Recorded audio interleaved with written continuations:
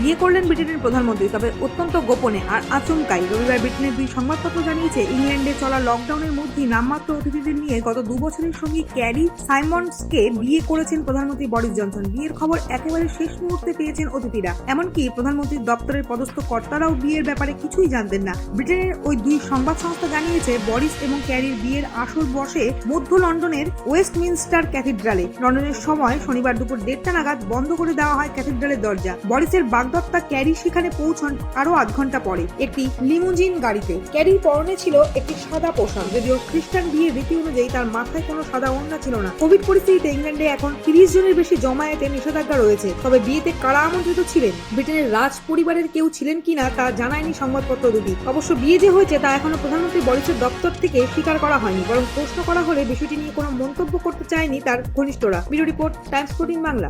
ভারত ও ব্রিটেনের করোনা ভাইরাসের মিলিত প্রজাতি ভিয়েতনামে করোনা ভাইরাসের এক নতুন প্রজাতির খোঁজ মিলেছে বলে জানিয়েছে সেদেশের সরকার। এই প্রজাতি ভারত ও ব্রিটেনের মিলিত প্রজাতি বলেই দাবি করছে তারা। সম্প্রতি ভিয়েতনামে ফের সংক্রমণ বাড়তে শুরু করেছে। হ্যানয়, হোচিমিন শহরের মতো বড় শহর ও শিল্পাঞ্চলগুলিতে দ্রুত সংক্রমণ ছড়াচ্ছে। এখনো পর্যন্ত সেখানে 6,800 জনের বেশি আক্রান্ত ও 47 জনের মৃত্যুর খবর পাওয়া গিয়েছে। তার বেশিরভাগটাই হয়েছে এপ্রিল মাসে। ভিয়েতনামের স্বাস্থ্যমন্ত্রী এনগুয়েন তান লং বলেছেন, আমরা এক ধরনের নতুন প্রজাতির সন্ধান পেয়েছি। এই প্রজাতি ভারত ও ব্রিটেনের মিলিত প্রজাতি। এই ধরনের ভাইরাস হাওয়ায় খুব দ্রুত ছড়িয়ে পড়ে। একজনের থেকে দ্রুত এই সংক্রমণ অন্যদের মধ্যে ছড়িয়ে পড়ে। Vietnam central institute hygiene and এপিডেমিওলজির তরফে বলা হয়েছে, সেদেশে নতুন আক্রান্তদের মধ্যে 4 জনের শরীরে এই নতুন প্রজাতির সন্ধান তারা পেয়েছে। এই প্রজাতি যাতে বেশি ছড়াতে না পারে তার জন্য কড়া পদক্ষেপ করেছে ভিয়েতনাম সরকার। রেস্তোরাঁ, সেলুন, মাসাজ পার্লার, ধর্মীয় স্থান, পর্যটন কেন্দ্র প্রভৃতি বন্ধ রাখার নির্দেশ দেওয়া হয়েছে। Bureau report, Times 14 Bangla.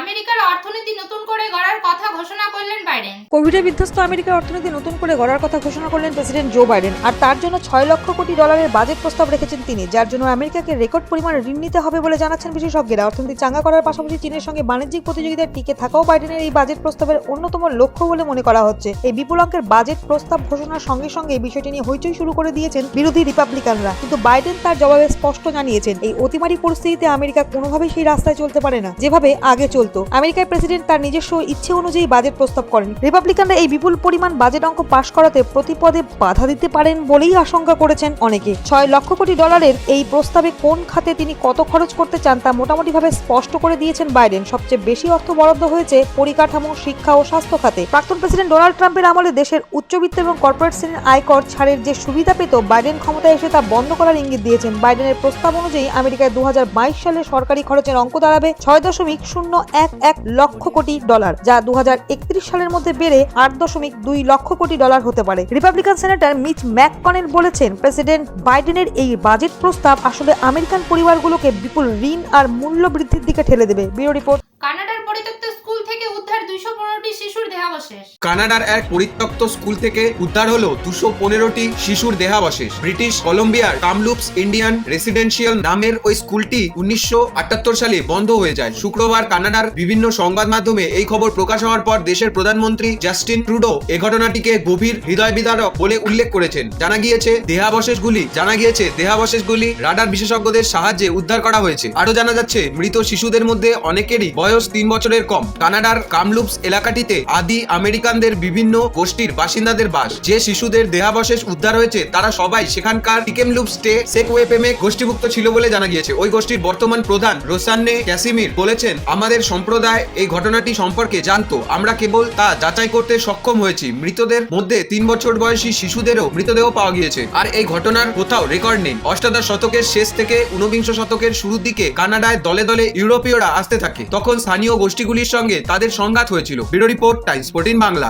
জেলে মেহুল চোকসিকে মারধর, অভিযোগ তার আইনজীবীর। পিএনবি প্রতারণা মামলায় অভিযুক্ত মেহুল চোকসিকে আগে গ্রেপ্তার করেছিল ডোমিনিকা পুলিশ। এবার এক জাতীয় সংবাদ সংস্থা কয়েকটি ছবি প্রকাশ করে দাবি করেছে, জেলের ভিতর বেধড়ক মারধর করা হয়েছে মেহুলকে। একই দাবি করেছেন মেহুল আইনজীবীও। তিনি জানিয়েছেন, অ্যান্টিগা থেকে জোর করে মেহুলকে নিয়ে যাওয়া হয়েছে ডোমিনিকার জেলে। সেখানে নির্বিচারে মারধর করা হয়েছে তাকে। শরীরে একাধিক ক্ষতচিহ্ন তৈরি হয়েছে এই মারের ফলে। সংবাদ সংস্থার প্রকাশ করা ছবিতে দেখা যাচ্ছে, একটি গ্রিলের ধারে দাঁড়িয়ে আছেন মেহুল। অন্য ছবিতে দেখা গিয়েছে শরীরে একাধিক ক্ষতচিহ্ন রয়েছে তার। আপাতত ডোমিনিকার আদালতের নির্দেশে আটক রয়েছেন মেহুল। 2 জুন পর্যন্ত তাকে কোনো দেশে যাওয়ার বিষয়ে নিষেধাজ্ঞা আরোপ করেছে আদালত। অ্যান্টিগা সর্বতোভাবে মেহুলকে ভারতে ফেরানোর কথা বললেও প্রথম থেকেই তার আইনজীবী তার বিরোধিতা করছেন। তিনি বলেছেন অ্যান্টিগা থেকে কিভাবে মেহুল ডোমিনিকায় গেলেন সেটি স্পষ্ট না হওয়া পর্যন্ত ভারতে ফেরানোর কোনো প্রশ্নই ওঠে না, কারণ তিনি মনে করেন নিজের ইচ্ছায় অ্যান্টিগা ছাড়েননি মেহুল। আদালতের সামনে পিটিশন দাখিল করার সময়ও সে কথা বলেছেন আইনজীবীরা। তাদের আশঙ্কা অ্যান্টিগা থেকে জোর করে মেহুলকে তুলে আনা হয়েছে। শনিবার একটি বিবৃতি দিয়ে মেহুলের আইনজীবী বিজয় আগরওয়াল দাবি করেছেন অ্যান্টিগা নিজের দেশের নাগরিককে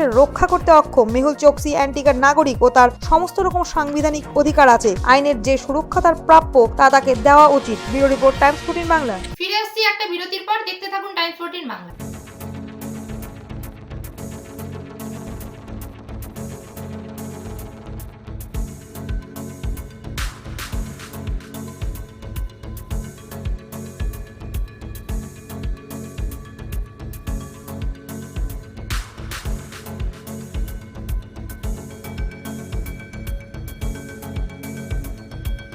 সমুদ্রে জ্বলছে রাসায়নিক ভর্তি জাহাজ, অ্যাসিড বৃষ্টির সম্ভাবনা শ্রীলঙ্কায়। এক করোনায় রক্ষে ছিল না, এবার অ্যাসিড বৃষ্টির আশঙ্কায় চরম সতর্কতা জারি হলো শ্রীলঙ্কায়। রাসায়নিক বোঝাই এক জাহাজ 1 সপ্তাহ ধরে জ্বলছে সেখানে, তাতেই অ্যাসিড বৃষ্টির আশঙ্কা তৈরি হয়েছে বলে জানিয়েছে সে দেশের পরিবেশ দপ্তর। দুর্যোগ থেকে দেশবাসীকে সতর্ক থাকতেও বলা হয়েছে। গত সপ্তাহে কলম্বো উপকূল থেকে 9.5 নটিক্যাল মাইল দূরে সিঙ্গাপুরের মাল বোঝাই জাহাজ MV এক্সপ্রেস পার্লে আগুন লাগে। গুজরাতের হাজিরা বন্দর থেকে প্রসাধনী তৈরির উপকরণ ও রাসায়নিক নিয়ে কলম্বো যাচ্ছিল সেটি। এছাড়াও জাহাজের ট্যাঙ্কে 325 মেট্রিক টন জ্বালানি ছিল। 1486টি পাত্রে রাখা ছিল প্রায় 25 টন নাইট্রোজেন ডাই অক্সাইডও। আগুন ও ধোঁয়ার সঙ্গে নির্গত নাইট্রোজেন ডাই অক্সাইড থেকেই অ্যাসিড বৃষ্টি হতে পারে বলে জানিয়েছেন সেদেশের সামুদ্রিক পরিবেশ সুরক্ষা সংস্থার চেয়ারপারসন দর্শনী লাহান্ডাপুরা। বিশেষত উপকূল এলাকায় বসবাসকারী মানুষদের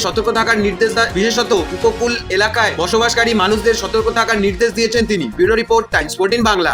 কলম্বিয়ায় সরকার বিরোধী বিক্ষোভে গুলি, নিহত 10। কলম্বিয়ায় প্রায় 2 মাস ধরে চলা সরকার বিরোধী বিক্ষোভ সহিংসতার রূপ নিয়েছে। শুক্রবার বিক্ষোভে পুলিশের গুলিতে অন্তত 10 জন নিহত হয়েছেন বলে খবর। বিক্ষোভ দমন করতে দেশটির ক্যালি শহরে বিক্ষোভকারীদের ওপর গুলি চালায় পুলিশ। বিক্ষোভ দমন করতে শুক্রবার ক্যালিতে সেনাবাহিনী নামান প্রেসিডেন্ট ইভান ডিউক। এ সময় বিক্ষোভকারীদের ওপর গুলি চালালে 10 জন মারা যান, যাদের মধ্যে 8 জনই গুলিবিদ্ধ হয়েছিলেন। সূত্রের খবর, ছুটিতে থাকা একজন তদন্ত কর্মকর্তা মানুষের জমায়েতে গুলি করেন। এতে একজন বেসামরিক লোক নিহত হন। পরে বিক্ষোভকারীরা ওই কর্মকর্তাকেও পিটিয়ে হত্যা করেন। একটি ভিডিওতে দেখা যায় রক্তের মধ্যে এক ব্যক্তি শোয়া এবং তার পাশে আরেক ব্যক্তি অস্ত্র ধরে আছেন। একদল লোক এসে তার উপর হামলা চালায়। 2019 সালে ক্ষমতায় আসেন ডিউক। তারপরের বছরেই বিনামূল্যে সরকারি শিক্ষা, উন্নয়ন, কর্মসংস্থান ও জনমুখী সরকারের দাবিতে শিক্ষার্থীরা রাস্তায় নেমে আসেন। তবে চলতি বছর এপ্রিলের শেষে প্রস্তাবিত কর বৃদ্ধির বিরুদ্ধে মধ্যবিত্ত মানুষ রাস্তায় নেমে আসেন। Bureau report, Times 14 Bangla.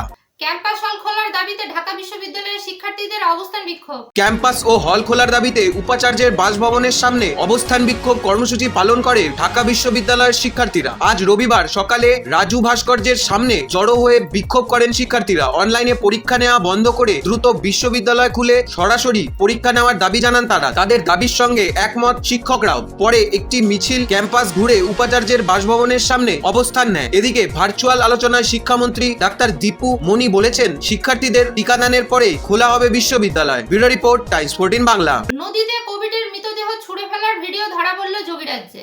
সম্প্রতি উত্তরপ্রদেশ এবং বিহারে গঙ্গায় কোভিড মৃতের দেহ ভেসে যাওয়ার দৃশ্য ভাইরাল হয়েছিল নেট মাধ্যমে। ওই ঘটনা নিয়ে জোর বিতর্ক তৈরি হয়েছিল গোটা দেশ জুড়ে। এবার তার চেয়েও ভয়াবহ ছবি ধরা পড়ল যোগীরাজ্যে। নদীতে ছুঁড়ে ফেলা হচ্ছে এক কোভিড রোগীর মৃতদেহ। জানা গিয়েছে গত শুক্রবার ঘটনাটি ঘটেছে উত্তরপ্রদেশের বলরামপুর জেলায়। প্রকাশ্যে আসা ভিডিওতে দেখা গিয়েছে সেতু থেকে রাপ্তি নদীতে একটি মরদেহ ছুঁড়ে ফেলছেন 2 ব্যক্তি। তাদের মধ্যে একজন পিপিই কিট পরিহিত। ওই সেতু দিয়ে যাওয়ার সময় 2 ব্যক্তি গোটা ঘটনা ক্যামেরাবন্দি করেন। তারপরই ওই ভিডিও প্রকাশ্যে আসে। দেহটি যে কোভিড আক্রান্তেরই তা পরে নিশ্চিত করেন বলরামপুরের মুখ্য স্বাস্থ্য আধিকারিক। যারা ওই ঘটনার সঙ্গে যুক্ত তাদের মধ্যে একজন মৃতের পরিবারের সদস্য। প্রাথমিক তদন্তে জানা গিয়েছে 25 মে হাসপাতালে ভর্তি করানো হয়েছিল ওই করোনা রোগীকে। গত 28 মে তার মৃত্যু হয়। অভিযুক্ত পরিবারের সদস্যের বিরুদ্ধে কড়া ব্যবস্থা নেওয়া হবে জানান মুখ্য স্বাস্থ্য আধিকারিক বিবি সিংহ। মাসখানেক আগেই উত্তরপ্রদেশ এবং বিহারে গঙ্গা থেকে বহু কোভিডে মৃতের দেহ উদ্ধার হয়েছিল। বক্সারে গঙ্গার পাড় থেকে 71টি দেহ মিলেছিল। বিষয়টি নিয়ে বিতর্ক হতেই কেন্দ্রের তরফে কড়া বার্তা দেওয়া হয়েছিল সেই সব রাজ্যগুলিকে। Bureau report, Times 14 Bangla. 3 মাসে শান্তির হাওয়া উপত্যকায়, জানালেন সেনাপ্রধান। ভারত পাকিস্তানের মধ্যে 3 মাসের যুদ্ধবিরতিতে কাশ্মীর উপত্যকায় শান্তি এবং নিরাপত্তা অনুভূত হচ্ছে। দ্বিপাক্ষিক সম্পর্ককে স্বাভাবিক ছন্দে ফেরানোর দীর্ঘ পথে এটা প্রথম ধাপ মাত্র বলে মনে করেন সেনাপ্রধান জেনারেল এম নরবণে। সংবাদ সংস্থাকে দেওয়া এক সাক্ষাৎকারে তিনি জানান, সংঘর্ষ বিরতির অর্থ অবশ্য এই নয় যে সন্ত্রাসবাদের বিরুদ্ধে ভারতের যুদ্ধ থেমেছে বা পাকিস্তানের সেনা সে দেশের মাটিতে ভারত বিরোধী জঙ্গি ঘাঁটিগুলি ধ্বংস করেছে। তবু ফেব্রুয়ারির শেষ সপ্তাহ থেকে দুদেশের যুদ্ধবিরতিতে সামগ্রিকভাবে উপত্যকার লাভ হয়েছে বলে মনে করেন তিনি। সেনাপ্রধান মনে করে উপত্যকায় জঙ্গি অনুপ্রবেশ ক্রমাগত হ্রাস পাওয়া এবং সামগ্রিকভাবে জম্মু কাশ্মীরে সন্ত্রাসের ঘটনা ধারাবাহিকভাবে কমতে থাকলে তবেই বোঝা যাবে ভারতের সঙ্গে প্রতিবেশী হিসেবে শান্তির সম্পর্ক বজায় রাখার ব্যাপারে ইসলামাবাদ সক্রিয় হয়েছে। তবে বর্তমান সংঘর্ষ বিরতি উপত্যকায় দীর্ঘদিন পরে সামগ্রিকভাবে শান্তির হাওয়া এনেছে বলে মনে করেন তিনি। এদিনই নৌবাহিনীর প্রধান কর্মবীর সিংহ জানিয়েছেন, বর্তমানে যুদ্ধের গতি প্রকৃতি দ্রুত বদলাচ্ছে, ফলে জল, স্থল বা আকাশের পাশাপাশি সাইবার ক্ষেত্রেও নজরদারি বদলানো দরকার। একই সঙ্গে 3 বাহিনীর মধ্যে আরো সমন্বয়ের পক্ষে এদিন সওয়াল করেন তিনি। ন্যাশনাল ডিফেন্স একাডেমির খড়গ বাসলা ক্যাম্পাসের শিক্ষার্থীদের পাসিং আউট প্যারেডের পরে এই মনোভাবের কথা জানিয়েছে নৌপ্রধান। Bureau report, Times 14 Bangla. আজকের খবর এই পর্যন্তই। দেখতে থাকুন টাইমস 14 বাংলা। নমস্কার।